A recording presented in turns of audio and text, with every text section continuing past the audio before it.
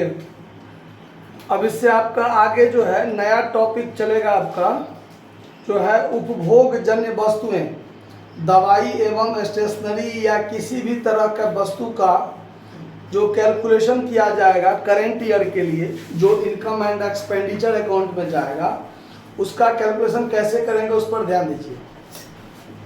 एक गैर व्यापारिक संस्था जो लाभ न कमाने के उद्देश्य से स्थापित होती है, वो संस्था समाज के विभिन्न वर्गों का सेवा करने के उद्देश्य से स्थापित होती है। ये बात तो क्लियर है। समाज के विभिन्न वर्गों के बीच क्या करती है? सेवा करती है।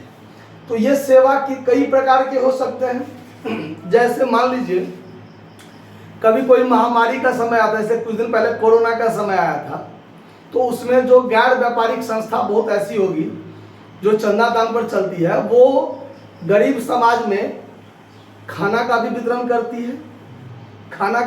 करती है, या बीमारी का समय आ गया है तो वो दवा का भी वितरण कर सकती है फ्री में, अलग अलग कई कैंप लगा के, और जो गरीब तबका का लोग होता है उसको इलाज फ्री में, मुफ्त में इलाज करता है, फ्री में दवाएं बांटती है कि नहीं बांटती है।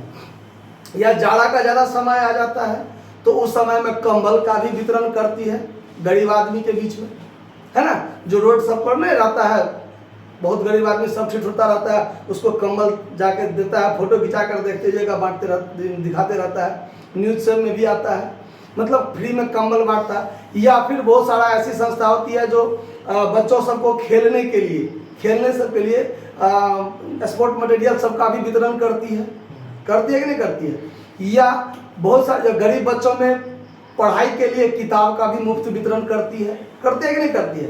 तो एक गैर व्यापारिक संस्था पूरे साल भर में जो आपका वर्तमान वर्ष होता है, उस वर्तमान वर्ष में जो उपभोग जन्य वस्तुएं हैं उसका कितना का उपभोग किया है, यानी उपयोग किया है, यानी उसको बांटा है मुफ्त में, जो वर्तमान वर्ष के लिए उसका आयगत व्यय माना जाए, इस बात के लिए वो क्या करती है? कैलकुलेशन करती है कि वर्तमान वर्ष में हमने किसी भी कंज्यूमेबल गुड्स का कितना उपयोग किया है, उस बात का निर्धारण करती है, जो वो इनकम एंड एक्सपेंडिचर में दिखाती है। तो इस बात को कैलकुलेशन करने के लिए आपके सवाल में क्या सब पॉइंट रह सकते हैं और उसका कैसे काम करेंगे, उस बात पर ध्यान दीजिए। हमको चाहिए सिर्फ वर्तमान वर्ष के लिए। किस वर्ष के लिए? वर्तमान वर्ष के लिए। तो आपके कैलकुलेशन करते समय आप जो हेडिंग दीजिएगा, calculation of consumable goods for current year, जो भी आपका वर्ष हो, तो उसमें क्या सब रह सकता है पॉइंट, उस पॉइंट को देखिए। जैसे सबसे पहला पॉइंट आपको रहेगा opening stock of consumable goods. चाहे यहाँ पर मेडिसिन रह सकता है, बुक रह सकता है, ब्लैंकेट रह सकता है, स्पोर्ट मटेरियल रह सकता है, किसी भी प्रकार का, है ना, वो चीज रह सकता है। तो यहाँ पर मान के चलते हैं कि हमारे पास 50,000 का स्टॉक पहले से था, ठीक है। तो इस चीज को तो सबसे पहले हमको लिखना पड़ेगा कि opening stock of consumable goods हमारे पास प्रारंभ में कितना था? 50,000। हम यहाँ कैलकुलेशन कर रहे हैं कि हमारे लिए वर्तमान वर्ष में कितना कंज्यूमेबल गुड्स है, कितना हमने खर्च कर दिया वर्तमान वर्ष के लिए। वर्तमान वर्ष में हमने कितना कंज्यूमेबल गुड्स किया, इस बात का निर्धारण करने के लिए ये कैलकुलेशन होती है। तो हमारे पास प्रारंभ में क्या कहते हैं, ओपनिंग स्टॉक जो है कंज्यूमेबल गुड्स का 50,000 का शेष हमारे पास पहले से था। इसको सबसे पहले लिखेंगे। इसमें क्या होगा, तो बहुत सारा पॉइंट आपको जोड़ना पड़ सकता है, बहुत सारा पॉइंट आपको घटाना पड़ सकता है। तो क्या सब पॉइंट रहेगा और उसको जोड़ेंगे या घटाएंगे, उस पर ध्यान दीजिए। दूसरा पॉइंट जैसे कहेगा आपको कि purchase of consumable goods for cash, यानी नगद में हम 20,000 का खरीदे, नगद में हम 20,000 का क्या किए? खरीदे।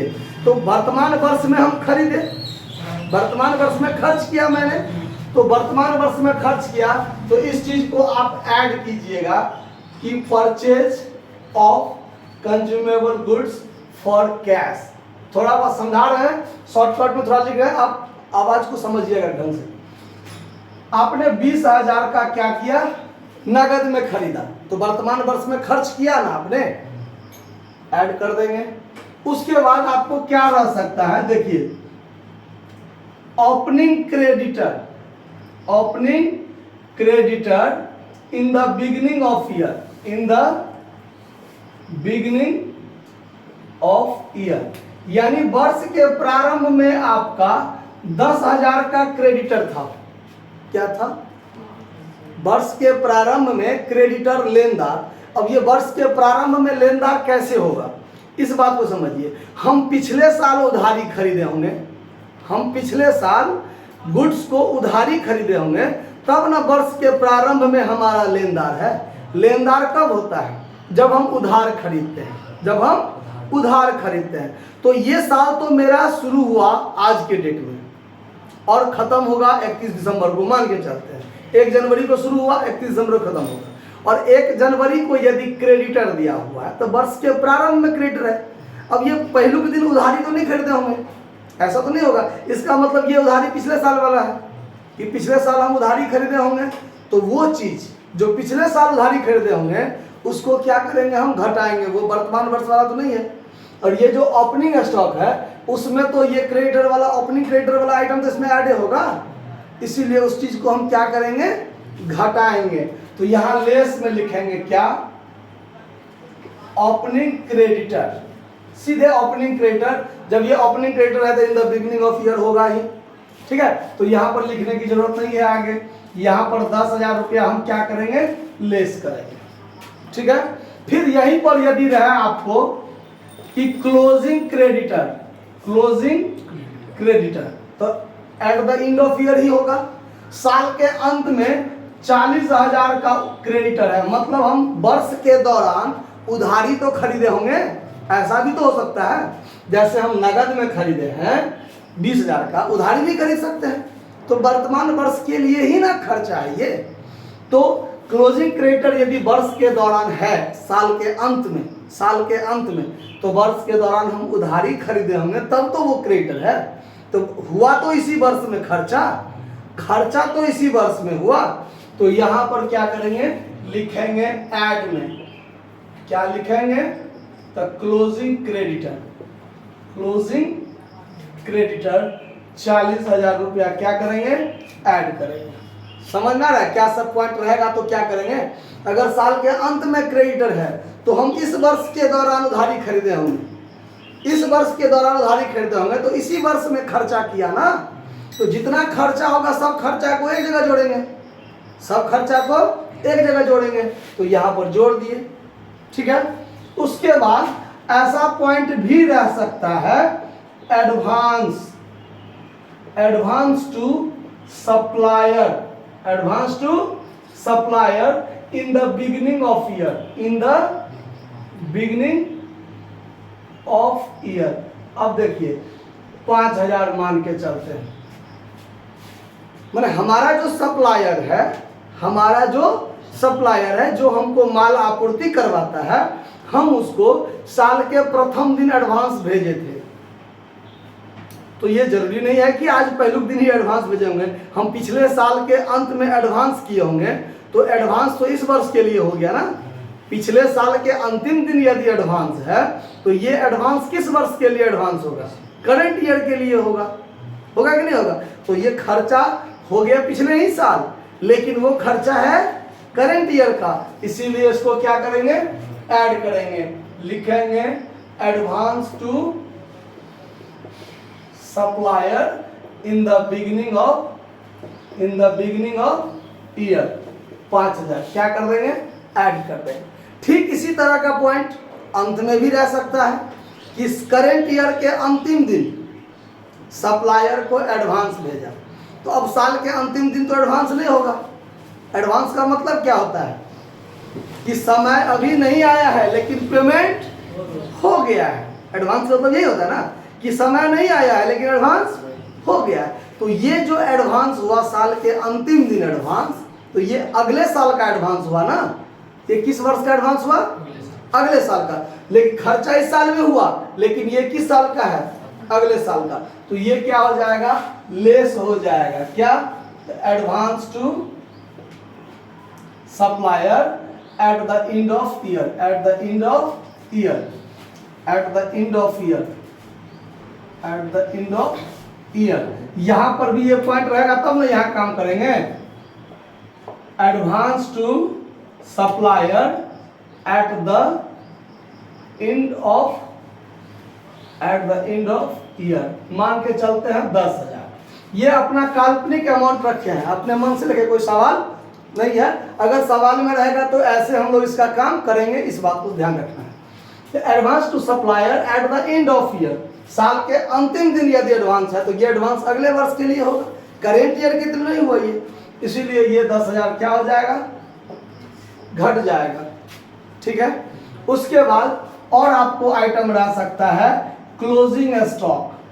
क्लोजिंग स्टॉक 20,000 का मान के चलते हैं, यानी साल के अंत में 20,000 का स्टॉक आपके पास बचा हुआ रह गया। अगर साल के अंत में 20,000 का स्टॉक बचा हुआ रह गया तो वो तो खर्चा नहीं ना हुआ। हमको क्या निकालना है? खर्चा कितना हुआ, वस्तु उपभोग कितना हुआ, यानी वस्तु उपयोग कितना हुआ। ठीक है। अब ये 20,000 का अंत में बचने रह गया तो ये इस साल खर्चा तो नहीं हुआ, ये 20,000 इस सब में शामिल होगा, लेकिन अंत में बचा हुआ रह गया तो खर्चा नहीं ना हुआ, इस साल में खर्चा नहीं ना हुआ। तो ये क्लोजिंग स्टॉक को अंत में क्या कर लेंगे? घटा लेंगे। बात को फिर समझाते हैं, ध्यान से सुनिए। यानी साल के अंत में क्लोजिंग स्टॉक बचा हुआ रह गया 20,000। देखिए 50,000 का स्टॉक पहले से था, 20,000 का हम नगद खरीदे, 40,000 का हम उधारी खरीदे, तो हमारे पास खर्चा कितना हो गया? 50, 20, 70 और 70, 40, 1,10,000। हम एडवांस भी किए हुए थे सप्लायर को 5,000 का, तो हमारे पास 1,15,000 तो खर्चा हो चुका। ठीक है ना, जोड़ 1,15,000 तो खर्चा हुआ मेरा वर्तमान वर्ष में। लेकिन हम 10,000 पिछले साल खर्चा कर दिए थे, वो इस साल का खर्चा नहीं ना है। उसके बाद एडवांस टू सप्लायर, साल के अंतिम दिन एडवांस भेजा तो ये अगले साल के लिए एडवांस है ना, इस साल का खर्चा नहीं ना है, तो लेस कर देंगे। और अंत में 20,000 का माल बचा हुआ भी है मेरे पास, तो वो भी तो खर्चा नहीं हुआ। ये गैर व्यापारिक संस्था है, ये कितने वस्तु खर्च कर दिया उसका कैलकुलेशन करती है। तो ये दोनों तो इस वर्ष का खर्चा नहीं है, इसीलिए घटा, और 20,000 अंत में बचले रह गया।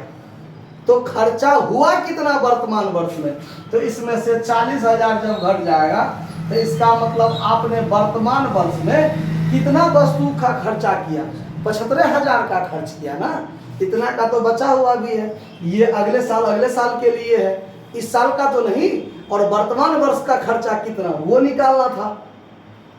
आया बात समझ में? तो ये आपका होगा नेट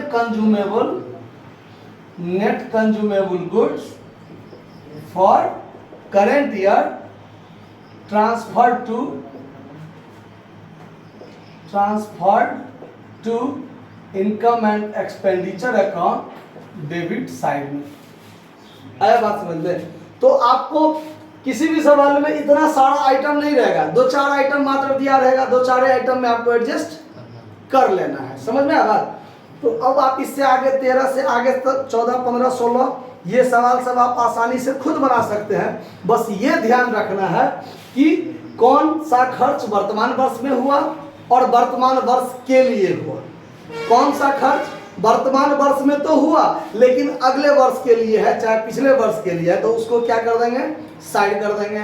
और क्लोजिंग स्टॉक जो अंत में बचा हुआ है तो वो तो खर्चा हुआ नहीं, खर्चा हो चुका है लेकिन हुआ तो नहीं, बचा हुआ है मेरे पास। तो बचा हुआ है तो वो अगले साल खर्च होगा ना फिर, और इस साल का जो क्लोजिंग स्टॉक होगा वो अगले साल ओपनिंग स्टॉक बन जाएगा। फिर बनेगा कि नहीं बनेगा?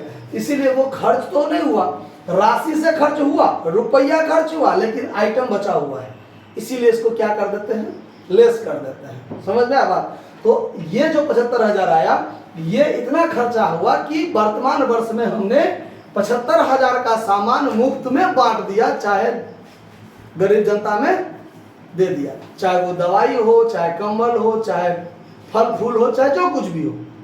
ठीक है, समझना है बात, कोई दिक्कत, इसको नोट कर लीजिए।